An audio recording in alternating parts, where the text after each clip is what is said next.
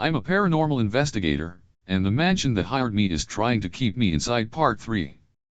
Chapter 17, The Room at the End of the Hall. Some doors don't open to places. They open to decisions. And some of those decisions are perfectly baited traps. It was dusk again. Or what passed for it. Wintermere's windows had stopped showing a consistent sky. Sometimes it was night outside when my watch said noon. Other times, the glass reflected places that weren't the grounds at all. Once, I saw a street I hadn't walked in 20 years. My childhood block. Christmas lights flickering. But the hallway stayed the same. Until it didn't. I saw it for the first time after the house had gone quiet. Not silent. Wintermere is never silent. There's always some undercurrent, a hum in the walls, a low breath from behind the doors, wood expanding like lungs. But this was different. No creaks. No whispers. Even the air seemed to pause. That's when the door appeared. At the very end of the east hallway, where for days there had only been a stained glass window sealed by dust, a new door now stood. Smooth. Lacquered. Untouched by age. It didn't match the others. Too clean. Too modern. Like it didn't belong to this place. But somehow, belonged to me. I approached it slowly. No handle. Just a circular mark in the center. A faint indentation, perfectly the size of a palm. I pressed my hand to it. The door breathed. Then it opened inward without a sound. What I saw inside didn't feel like Wintermere at all. It was an apartment. Small. Clean. Lived in.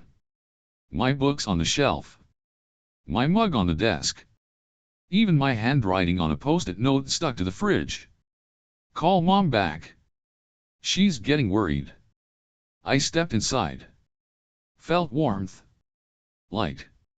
On the far side of the room, music played softly, low, familiar. My sister's voice. Singing the raindrop song. I turned toward the hallway and saw her. Standing there. Not the drowned, broken echo from the music box. Her. Alive. Laughing. She looked up from a stack of moving boxes and smiled. Took you long enough, slowpoke. Her voice. Unchanged. Exactly as I remembered it before the lake. Before the silence. Before the guilt that had carved itself into my ribs like bone-deep frostbite. Clara. I whispered. She nodded. Of course. Who else? My legs nearly gave out. I wanted to run to her. To grab her. To apologize. To hold on so tightly that the house couldn't take her back. But some part of me. Some buried, twitching part. Knew. The room smelled too good. No mildew. No rot. Just vanilla, coffee, warmth. A scent I hadn't truly experienced since before Wintermere. And on the table in the kitchen an old birthday card from my mom. The one I'd lost in college. Her handwriting, round and familiar. Everything was as it should have been. Everything I'd lost, given back. But it was too complete. Too generous. And Wintermere is never generous. Clara tilted her head. Aren't you going to come in? We were just about to start the movie. She stepped aside, revealing the living room beyond. There I was. Seated on the couch. Older, relaxed, smiling in a way I hadn't smiled in years. A version of me. One that had never lost her. Never gone into this house. Never become a narrator to other people's ghosts. And then the real question bloomed. Why was Wintermere showing me this? I stepped forward. The carpet was warm. The air soft. The door behind me stayed open. But as I crossed the threshold, the air shifted. Not the temperature, the weight. It was heavier now. Like I was being measured by the inch. Like the floor beneath me was made of breath holding itself. And then I saw it. Behind the version of me on the couch. A mirror. Cracked. Small. And in it barely perceptible was the true room. Stone walls. Chains. The illusion rippled for just a second, like film melting in the projector. Then it was back. Clara. The couch. The warmth. My life. Offered like a gift. She stepped forward again. Took my hand. Her skin was cold. And she whispered. You can stay. We'll keep you warm this time. You don't have to be afraid anymore. And in her eyes, I saw it. Not her. It. I yanked my hand back. Stepped away. The walls of the apartment pulsed. Music warped. The lights flickered. And Clara's face began to change. Just slightly. Bone structure softening. Eyes going glassy. Smile stretching too wide. You always ruin it. Voice deeper now. Why can't you just choose right for once? The version of me on the couch turned. But his face was blank. Smooth skin where his eyes should have been. No mouth. Just teeth set into stretched flesh. He stood up. Too tall. Too slow. I ran. Back through the door. Into the hallway. Slamming it shut. The door vanished behind me. Gone. As if it had never been there. Back in my room, the mirror was uncovered again. A note on the glass, written in breath. You said no. Good. But something in me stayed behind. And now I hear her voice sometimes. Not the broken Clara. Not the drowned one. The other one. The one who almost had me. Singing. Raindrops fall. Dylan lies, someone dies. Chapter 18, The Bargain. Every haunting has a moment where you're given a choice. Stay willingly, and you don't have to suffer. But the house isn't offering peace, it's offering surrender. The house waited a full day before it spoke again. I don't mean that metaphorically. I mean Wintermere Hall went completely still. No whispers. No footsteps. No moving shadows. No new hallways. No missing rooms. Just a breathless, terrifying quiet. The kind of silence that feels like being watched from all sides, with something too large to see sitting just outside your field of vision. I stayed in my room most of the day. Door bolted. Mirror covered. Lantern lit. Nails in the floorboards in case they shifted again. At some point, I slept. And when I woke, it was waiting. It wasn't a dream. I wasn't dreaming. I was standing in the main foyer, barefoot. Candlelight flickered all around me, but there were no candles. Just light. Warm. Soft. Like memory. The house was humming. No melody. Just vibration, low and deep. The kind of resonance you feel in your ribs. It sounded like the heartbeat of stone. And then the voice came. Not through the walls. Not from a throat. Through me. You've seen enough now, Dylan. You know what we are? You've touched every wound, breathed every forgotten scream. So now, we ask, stay or run? I turned slowly. The foyer stretched out endlessly behind me now, filled with objects I recognized from my own life. My high school hoodie. The wristwatch I lost in the lake the day Clara drowned. A photo of me and my mother on a road trip that never happened but should have. And on the far wall, a door. Not rotted. Not broken.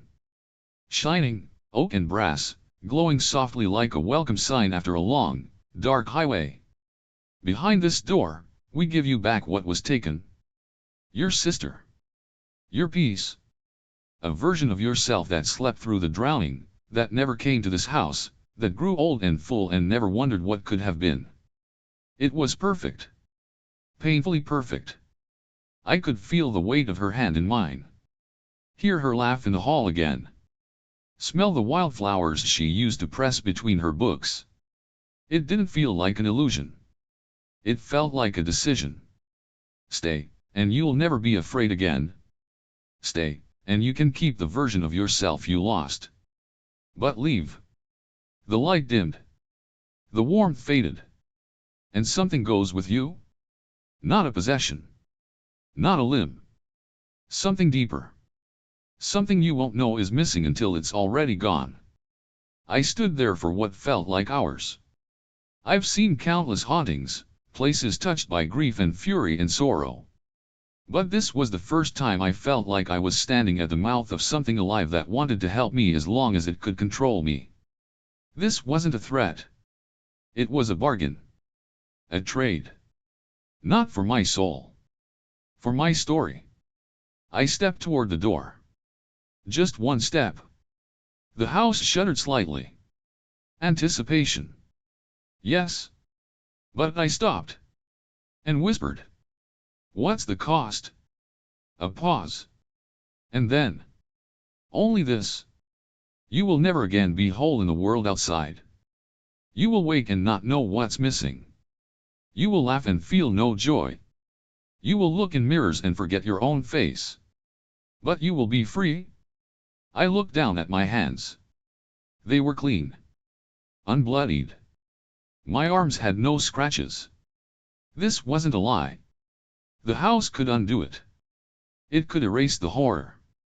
But that meant surrendering everything I had seen. Everything I had learned. It meant becoming part of it. I stepped back. 1 pace. 2. The light around the door dimmed. The warmth died. And the house, Wintermere itself, spoke one last time. Then go. But don't forget, we offered you peace. You chose pain. And that will be your hunger forever. I woke up on the floor of my room. Hands shaking. Fingernails dirty. A deep chill under my skin that hasn't left since. I checked the hallway. No door. No light. But something had changed. I was no longer just a guest. Wintermere now knew I was something worse. A witness. And the house doesn't forget those who say no. Chapter 19, The Return of Ellis. The house doesn't just kill. Sometimes it sends you back wearing the same skin, just not the same soul. I hadn't seen Ellis in nearly 4 days. No footprints. No footsteps. Not even his scent on the air. He always smelled faintly of cloves and mildew, a scent that lingered in a room after he left. But suddenly, he was there again. Standing in the hall like he'd never left. It was morning, or what passed for it in Wintermere. The light outside was bruised purple, bleeding through lace curtains like diluted ink. I came out of my room, still shaken from the bargain the house had offered me. And there he stood. At the end of the corridor. Ellis. Coat neatly buttoned. Hands folded behind his back. His face, however, was off. At first glance, nothing was wrong. But that's how it works here. The wrongness isn't loud. It's quiet. Small things. His smile didn't reach his eyes because his eyes weren't smiling. They were wide. Too wide. Like someone had carefully pulled them open and forgot to let go. And they weren't blinking. Ellis, I said. He didn't answer right away.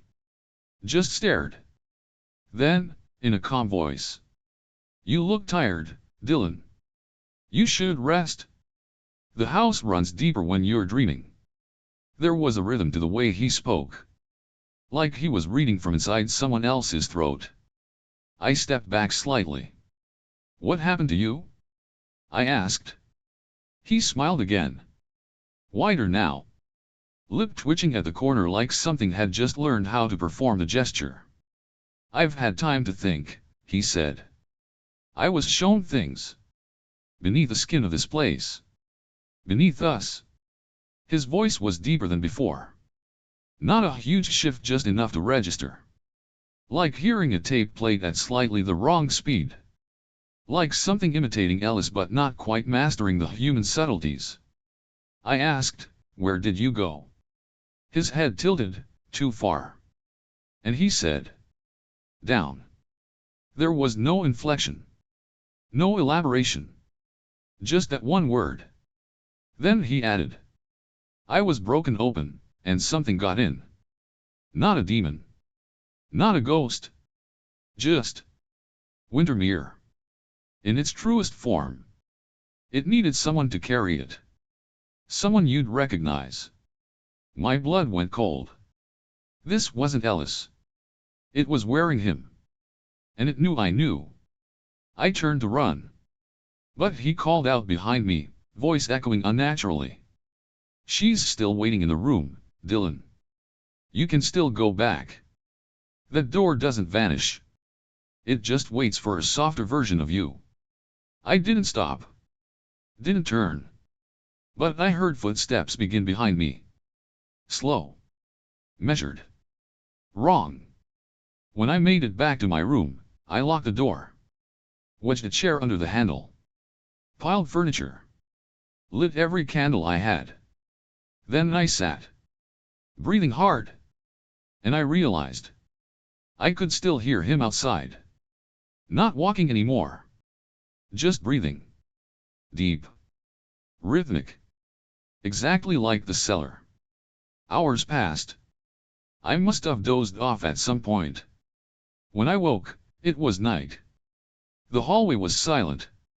And pinned to my door with a rusted letter opener was a folded sheet of paper. On it. He isn't wearing me anymore. He's making room for you. E.W. There was no signature. But I knew who had written it. And I knew what it meant. Ellis was gone. Whatever was walking in his body now, was waiting for mine. Chapter 20, The Wall of Faces. Ghosts haunt places. But this wasn't haunting, it was harvesting.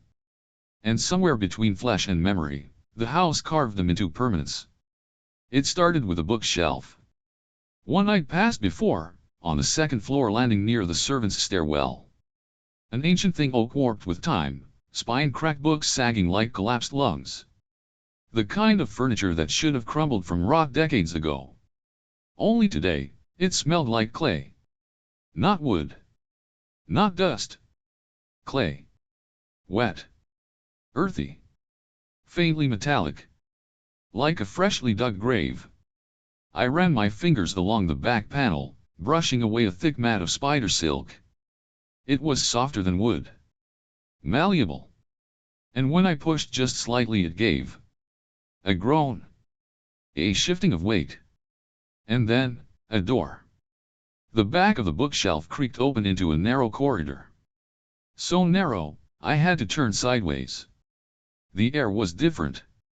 Moist. Unnaturally warm. And the deeper I went, the more I noticed the smell. That same clay again. But now it was tinged with sour breath and iron. I held my lantern out in front of me. The walls were rough-hewn stone, wet with condensation. But as I moved deeper, the stone began to change. It wasn't smooth anymore. It was carved. At first, it was just vague depressions, indentations, slight ridges, strange shadows. Then I saw them. Faces. Hundreds of them. Maybe more. Each one sculpted directly into the stone walls, some screaming. Some with mouths stretched impossibly wide. Some weeping blood from hollow sockets. Some looked halfway through a word they would never finish. Their mouths open. Their teeth real. Not every face was the same. Some were impossibly detailed. Others barely human. But all shared a single trait. They were frozen in agony. I moved along the wall, inspecting each with a horrified reverence. Some had names carved beneath them. Others were just marked with tallies. I recognized none of the faces. Until I did. Near the center of the corridor, one face caught my eye. Smoother. Fresher. Not worn down by time like the others. Its eyes weren't carved shut, they were open. And they moved. Only slightly. Twitching. Red. Desperate. I held the lantern close. The face began to tremble. Its lips tried to speak. And I heard it. A voice. Barely audible. Dry as sand. Dill, and Ellis. I dropped to my knees. Ellis, what happened? What did it do to you? He blinked. A tear slipped from the stone cheek and trailed down into the grooves of his carved throat. I said yes. His mouth cracked wider, splitting at the corners. Real blood leaked down the stone. It didn't wear me. It used me. His tongue, gray and brittle, shuddered as he forced out the next words. It needs faces. Memory, not enough, needs form.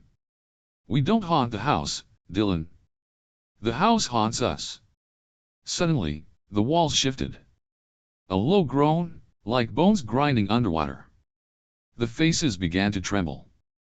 Not all, just a few. Their mouths began moving. Dozens of them. A horrific chorus of cracked lips and dry moans, each one trying to speak at once. Not words. Not names. Just screams. Stone screaming. I tried to pull at the wall, tear away the mortar around Ellis's face, but the stone melted around him. As if he was grown from it, not placed. His eyes locked on mine one last time. Get out. Before you end up in the wall. And then. His features began to harden. The skin cracked. The eyes stopped blinking. His mouth froze mid-breath. And he was still. One more face in the wall. I stumbled back. The corridor seemed to breathe. The carved mouths pulsed slightly, as if mouthing silent incantations in the rhythm of my heartbeat. Then came the whisper. From the walls. From all of them at once. We see you. I ran. The corridor narrowed behind me. The light from my lantern flickered violently. And just before I reached the door, I looked back. The wall of faces. One of them was mine. Just barely carved. Still soft. Still shaping. But unmistakably me.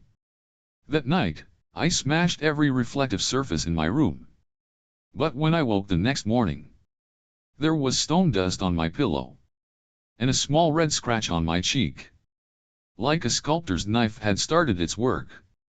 Chapter 21, The Loop. You don't realize you're trapped until the path that always led out, leads back to where you began. And the house doesn't care if you run, it only cares how long you take to understand that running is part of the design. I ran. For the first time since entering Wintermere Hall, I didn't walk, or listen, or tread cautiously. I just ran. I bolted from the wall of faces, down the corridor, through hallways that twisted like muscle, down staircases that felt too soft, past doors I didn't recognize. And I aimed for the one place that had always represented freedom. The front door. The foyer was waiting. Grand. Dusty. The chandelier above me creaked as if in warning. The front door stood at the far end, exactly as it always had: arched wood, iron hinges, a stained glass panel depicting the Wintermere crest, a single open eye. The eye was glowing. Watching. I didn't stop. I slammed into the door. Twisted the lock. Pulled. And it opened. Wide. Clean. Light. Cold, misty air poured in from the outside. Trees stood swaying beyond the estate gates. The long gravel road, winding out toward the horizon. I ran through it.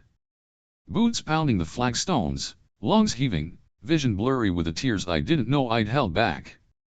I made it 20 feet past the gate when I slowed. Something was wrong. The path curved too early. The trees looked familiar. Exactly familiar. Like the same tree repeated. And ahead, just beyond the bend, stood a tall black shape. A building. Wintermere Hall. Again. Not a second copy. Not a mirror image. The same house. Same ivy-choked walls. Same cracked windows. Same door, still open, swinging gently. waiting for me. I turned. Behind me no gate. No trees. Just a hallway. Wallpapered. Flickering sconces. The scent of melting wax. I was already back inside. I tried again. Out the side door this time. Through the greenhouse. The air was different, humid, warm, real. I smashed through the vines and burst into the side garden. Green grass. Shrubs. The smell of honeysuckle. And then, stone tiles. And more sconces. And more walls. The servants' wing. Every time I stepped outside, I found another part of the house. As if Wintermere had turned itself inside out. Folded space. Warped the idea of direction. Turned geography into a trap. I climbed to the attic. There wasn't one. Just stairs that led down again. Into a hallway I'd already seen, but now mirrored, all the doors reversed, the paintings hanging upside down. I ripped open a window. Cold wind blasted me. I leaned out, saw the ground 10 feet below. I jumped. I landed on something hard. Wood. Rolled onto my back. Ceiling above me. Painted beams. A chandelier. The dining room. I sat up. Laughed. Hysterical. Bitter. The kind of laugh that breaks down into sobs and ends in silence. Then the house spoke. Not in words. Not in whispers. But through the architecture. The walls pulsed, the doors breathed, the lights flickered, a rhythm that I began to understand. Good. You're learning the rules. Run all you like. We can always bring you back. You don't leave by force. You leave by invitation. And then came the final confirmation. In the study, by the cold fireplace, sat an envelope. My name on the front. Inside, a single scrap of paper. You've been home this whole time. I tried the front door again. It was gone. Just a blank wall now. With one new addition. A mirror. Not broken. Not smiling. Just a reflection of me, standing in a house that now had no exit. That night, I opened every door on the second floor. Each one led to the same room. My room. The bed. The mirror. The desk. Again. And again. And again. I stopped trying to escape after that. Because I finally understood. The house isn't a place. It's a decision. Chapter 22, A Message from the Past. Some hauntings don't come from ghosts. They come from your own shadow, stepping where you haven't walked yet and leaving footprints behind anyway. I found the real in the library. Or what was left of the library. The books were gone now. Every shelf stripped bare. In their place, empty picture frames, each facing the center of the room, as if waiting for something to fill them. I was about to leave when I noticed the smell. Vinegar. Old film. I followed it to a locked cabinet near the fireplace. The key was already in the lock, half turned. Inside, one 16mm canister. No label. No title. Just a note stuck to the side, yellowed and curling. This is how it ends. I carried it to the drawing room. One of the few places with a still working reel projector. I dusted off the lens, wound the film, and clicked it on. It stuttered to life with a heavy clack clack clack, and the film began. Black and white. Grainy. Shot on handheld. Silent. But even through the flicker and scratch, I recognized it instantly. Wintermere Hall. The footage begins in the entry hall. The camera pans slowly toward the staircase. Then down a hallway, candles lit. The exact arrangement from my second night in the house. Exact. Then the camera stops in front of a mirror. And the person holding it? Me. My face. My coat. My expression. Down to the scar on my knuckle and the black thread stitching on my right sleeve. It wasn't someone who looked like me. It was me. I felt my breath hitch. The version of me in the film lifts the camera, nods at the mirror, touches the glass, then enters the west wing. Room by room. Same path I walked on day 3. In the film, I see myself enter the nursery. I see the cradle, the music box, the reflection of Clara. I watch as I hesitate, and reach toward the mirror in the corner. Don't do it, I whisper to the screen. But film me does. He touches it. Everything on screen glitches static, lines ripping across the frame like the film is fighting to hold the memory. Then, cut. New scene. Film me is in the hallway with a bookshelf. He opens the passage to the wall of faces. The camera zooms in. I see Ellis, mouth still moving. Then, he turns and looks directly into the camera. Not at film me. At me. The one watching. And mouths the words. You were warned. Final cut. New scene. Film me stands in front of a door. The same one that had offered me peace. The room where Clara was alive. The good version of my life. This time, he enters.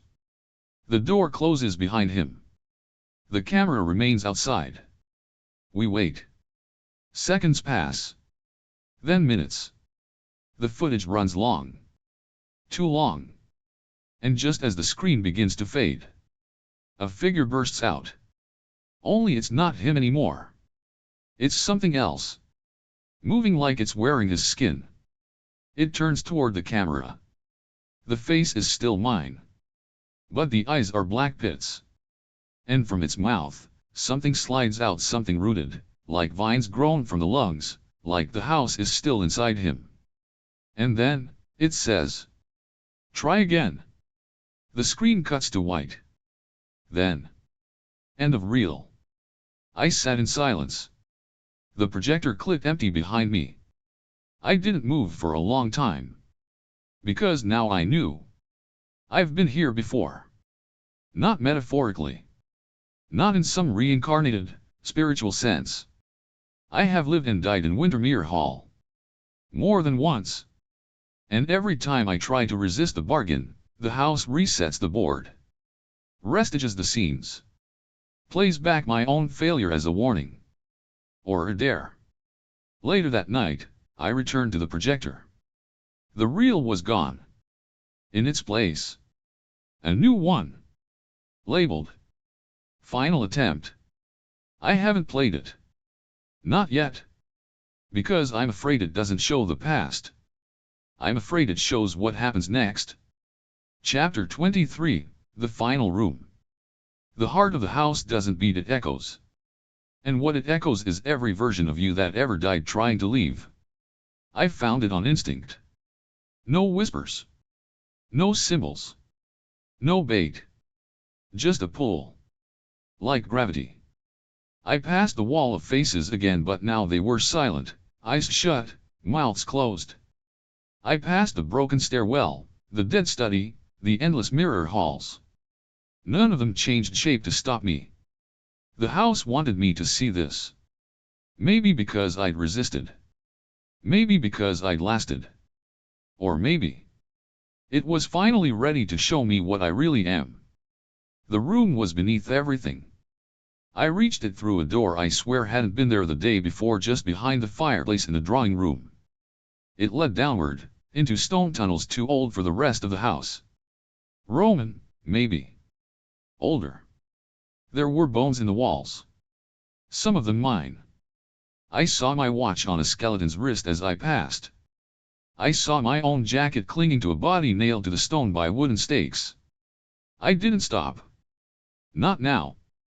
The tunnel ended in a set of iron doors. Huge. Seamless. No handle. Just words etched deep into the metal. One of you must stay. They opened on their own. And what lay beyond was the final room. A vast chamber. Circular. Quiet. The floor was polished black stone. So smooth that it reflected not just light, but movement. The walls were covered in mirrors but not like glass. They weren't reflecting what I did. They were reflecting who I've been. And what I might become. I stepped inside. Immediately, I saw the first one. Dylan number 1. Me, slumped against the wall, a noose of bedsheets around my neck. Eyes bulging. Tongue blackened.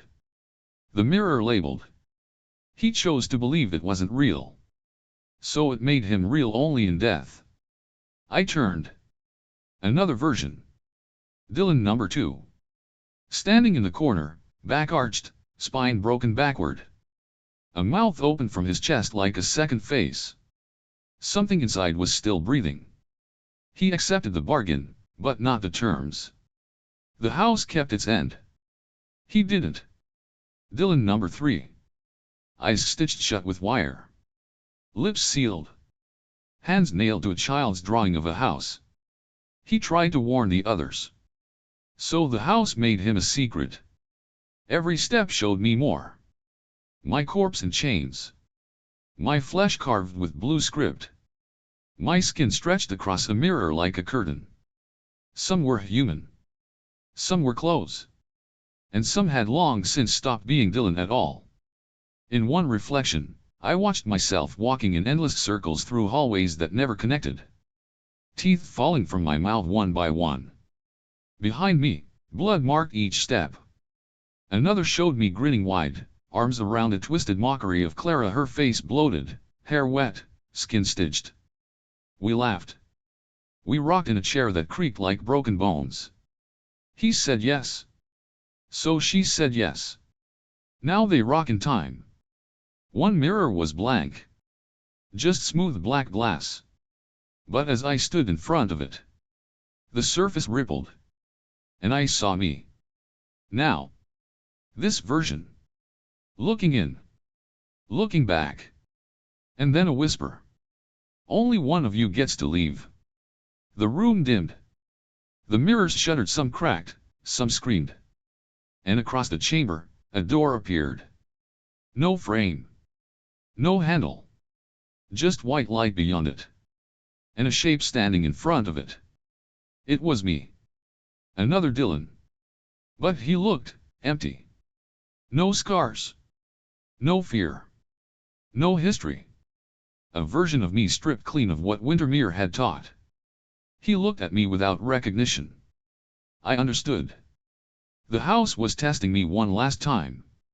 Only one version of me could walk out. He stepped forward. And so did I. The room responded, mirrors pulsing in rhythm, light flickering as if from a single dying bulb. I raised my hand. So did he. We circled each other. Not fighting. Choosing. The final mirror showed us both. 2 Dylans. 1 house. 1 escape. Then the mirror shattered. And the room collapsed in silence. I woke up on the floor. Alone. Door gone. But something was different. My reflection was no longer missing from the mirror in my room. It was back. But it looked tired. Older. Maybe not mine. Did I win? Or did Wintermere simply decide which version of me to keep? Chapter 24, The Escape. You don't escape Wintermere by asking. You escape by making it bleed. I didn't plan it. There was no final clue, no whispered path, no secret sigil or old diary pointing me toward salvation. Only fury. Only the kind of anger that comes from knowing too much and getting nothing back. That morning, I stood in front of the mirror in my room, the last one I hadn't smashed. My reflection stared at me. It didn't blink when I did. It smiled when I didn't. That's when I snapped. The chair went through the glass first. Then my boots. Then the iron fireplace poker, smashing into the vanity mirror, the hallway glass, the gilded mirror above the grand staircase. 7 mirrors shattered. Each one cracked with a sound like bone. With every fracture, the house twitched. I felt it in the floorboards. In the air. in my jaw. I didn't stop. I ran to the gallery and knocked over the statue of the woman with no face. I took the oil lamp from the hallway, smashed it open, and poured the contents down the stairwell carpet. Lit it with a match I'd been saving since day one. The flames didn't roar. They hissed. Like breath. Like the house was exhaling. And still, I ran. Doors slammed behind me. Books flew from shelves. Shadows screamed as I passed voices I'd heard before, twisted into static. I turned every corner like it would be the last. And then the front door. Real this time. Open. Waiting. No tricks. I sprinted. The fire behind me lit the walls now. Climbing the tapestries. Eating portraits of people who had never truly lived. The smoke smelled like wet ash and lavender. As if the house wanted to remind me of her. Of Clara. 10 feet. 5. 3. And then the house spoke. Not with rage. Not with hatred. But with that syrupy whisper, warm and intimate. You'll be back. You left someone behind. I stopped cold. My foot already outside. I turned. There was no one there. No body. No voice. Just the empty foyer, filling with smoke. A single note drifting down from the staircase above. A lullaby. The raindrop song. I could have gone back. I almost did. But I remembered Ellis. I remembered the face in the wall. I remembered the other me on the film reel, walking back in just before dying again. So I stepped forward. Onto the stone path. Out into the cold. And the door slammed shut behind me. I didn't look back. Not even when I heard the sound of the fire stop. Not burn out. Stop. As if it had never been lit. And still, the whisper curled around my spine. You left someone behind. I don't know who. I don't know what. But some nights, when I try to sleep in motels far away from any mansion, when I check the mirror and wonder why my reflection is breathing slower than I am. I wonder. Did I leave Clara behind? Or did I leave a piece of myself? And if so, which one of us wants to come back? Chapter 25, The Voice That Isn't Mine. You can leave the house. You can burn it, run from it, outsmart it. But if something walks out wearing your voice, what exactly stayed behind? It took me a week to touch the recorder. I'd brought it with me, of course. Same one I take on every investigation, an old Sony digital model with a cracked screen and a battery cover held shut with duct tape. It had survived damp basements, howling attics, a house in New Mexico that bled from the floorboards. But after Wintermere, it felt different. Heavier. Greasy. Like it had seen something I hadn't. I waited until I was back home. A safe house. My own bed. My own walls. I checked every corner of the room 3 times. I made sure the mirror was covered. Then I sat down. Pressed play. And listened to myself disappear. The recording starts normal enough. Crackling wind. Floorboards. My own voice murmuring timestamps and observations. Day 2. Clara's song played again last night. Source unknown. Day 4. West wing has moved. Hallway splits now. Day 5. Ellis is gone. The voice is mine. I remember saying those words. I remember the cold breath behind them, the exact moments I pressed the record button. I remember the shaking in my hands as the house pulled its first real trick. But then it gets to the end. The final day. And things change. Day 24. I'm making for the mirrors. I'm setting the fire. If this doesn't work. A pause. Breathing. And then my voice again, only not. At first, you wouldn't notice. Just a slight shift in tone. But the rhythm is wrong. My voice is smoother, flatter. The cadence has no pauses, no thought behind the words. It's like someone is reading a script they've never seen before, but memorized from me. And then the final 5 seconds. I'm still in here. Let me out. I paused the recording. Rewound it. Listened again. Same voice. My voice. But not. I'm still in here. Let me out. Not screamed. Not whispered. Just spoken. Like an observation. Like a fact. I checked the metadata.